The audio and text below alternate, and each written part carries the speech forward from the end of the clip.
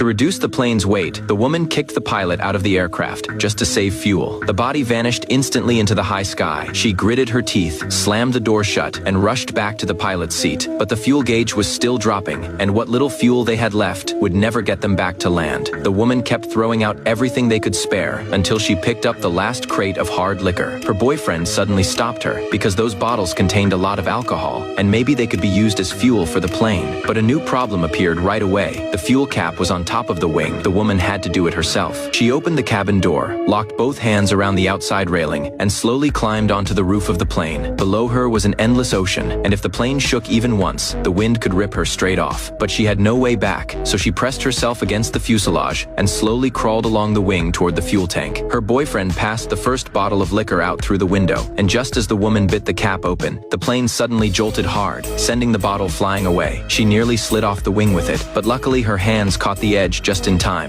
barely holding her in place. She had no time to be scared, so she immediately told her boyfriend to hand her another bottle. This time, the woman waited until the wind eased slightly before slowly opening the fuel cap. With one hand gripping the wing and the other pouring the entire bottle into the tank, the fuel gauge finally jumped up a little, and the two of them felt like they had grabbed the last lifeline. The woman kept taking bottle after bottle, pouring the liquor into the tank one by one, until the final bottle shattered inside the cabin, leaving them with no second chance. The woman started crawling back, but going back was even more dangerous than getting out there. The wind kept shoving her outward, and the wing rocked back and forth in the turbulence. The moment they shut the door, the fuel gauge had climbed a little, but it soon began dropping again. The liquor could only keep the plane going for a little longer. It was nowhere near enough to save them.